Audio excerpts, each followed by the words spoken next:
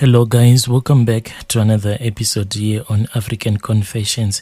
This is a continuation of a story of our dear sister who sent us this story. She was saying that she once came across something that was truly terrifying inside a deep fridge of this other boyfriend of hers whom she was dating at that time.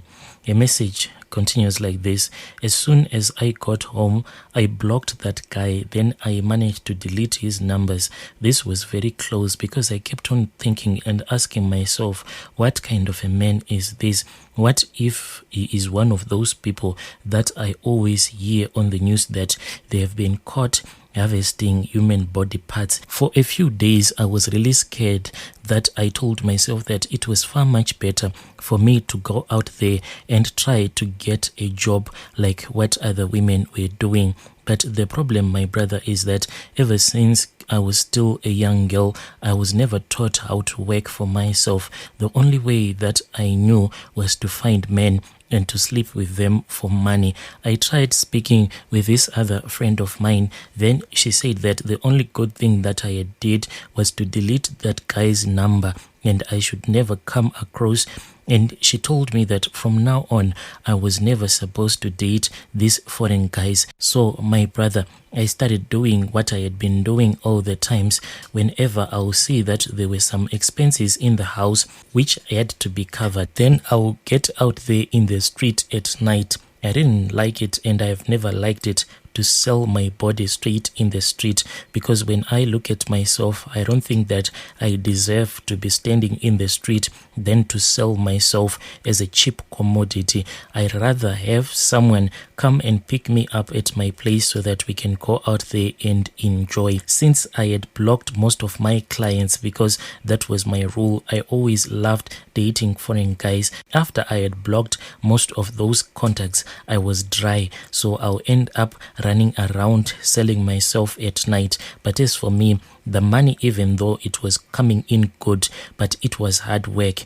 To me, it was far much better to enjoy a single night of love making with a blesser that is going to give you a lot of money than to sleep with all of these guys, maybe sometimes 7 guys a night. Most of these guys, they'll be giving you something like 100 rands, or most of them, they'll be just negotiating, telling you that 100 rands is too much. You mean 100 rands is too much for one round? So my brother, I then spoke with this other girlfriend of mine. I told her that I was stuck. I really needed some money. She then told me that she had a client of hers.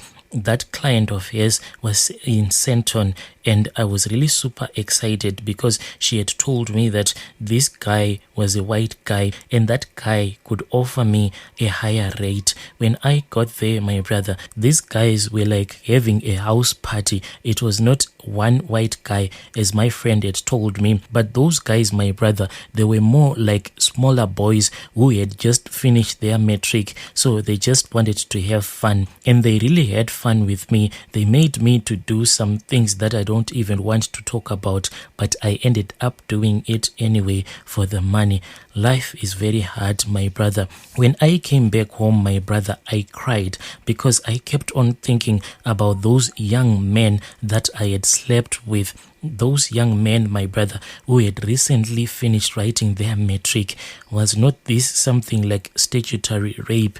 But I just had to do it for the money. As for my friend who had hooked me up with those boys that had recently set for their matric exams, what she did, my brother, is that when she left her province coming to Jozi, she had lied to her parents that she had found a good paying job here in Jozi. She had lied to her parents that she was an accountant, but what they didn't know is that my friend was just a prostitute. After that whole scenario, I was then hooked up by this other pastor whom I can safely say he is just a fake pastor, because if he is a true man of God, why did he end up seeking the services of a prostitute?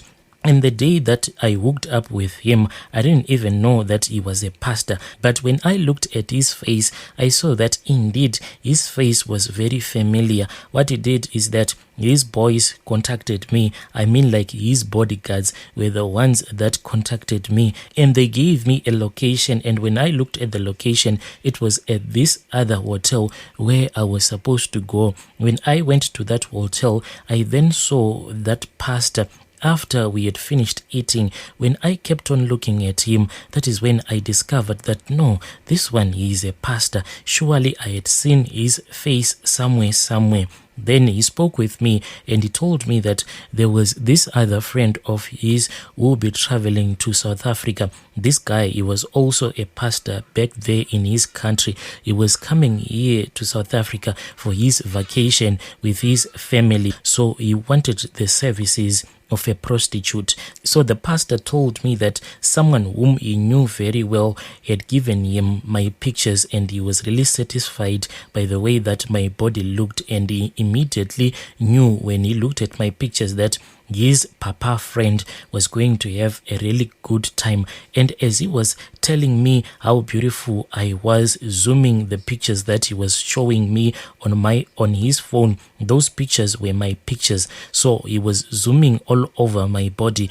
saying that look at all the curves that you have. Surely Papa is going to enjoy. He then offered me the raise that he was going to give me if I was going to agree, and it was quite a large sum of money, and I agreed, my brother. When that Papa came, I was already booked at this other hotel, even from the very first day when he landed here in South Africa. I don't know how exactly he made the excuse to his wife, but he came and he slept with me in that hotel. That is what he used to do. He would be on vacation with his wife, but whenever he would feel like he would come. The only thing that I didn't like about this Papa, even though this Papa is a well-known man, this man, he is really demonic, because from the very first night, that is when he suggested that he wanted anal sex with me. But when I refused, and when I told him that it was quite painful, that is when he told me that tomorrow he was going to bring me something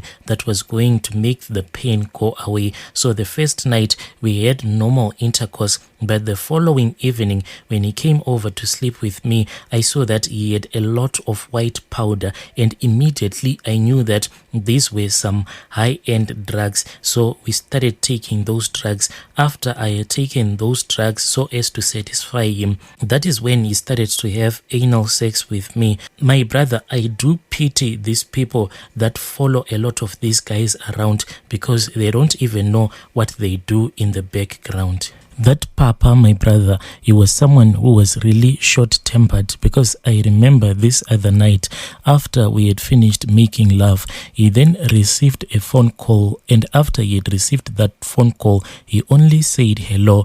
Then he went and he stood by the balcony whilst he was busy talking with whoever he was talking to over the phone. But when he came back, he then sat down and he started drinking some whiskey. So I went to the place where he was sitting whilst he was drinking his whiskey. But just right next to him, there was his Bible and this other diary that had a lot of Bible verses. I then asked him if this thing that he was doing, if it was okay. What he did, my brother, it really shocked me. He took that Bible and he threw it away. Then he looked at me, then he started laughing and he said, "See, now the problem has disappeared. Are you now happy?" My brother, this thing, it really shocked me. Yo, dear listeners, right there was a message that I received from our dear sister. Have you ever had any encounter with a fake pastor? Please do not hesitate to come and speak with us. You can use our email address or you can use our WhatsApp number. Yo,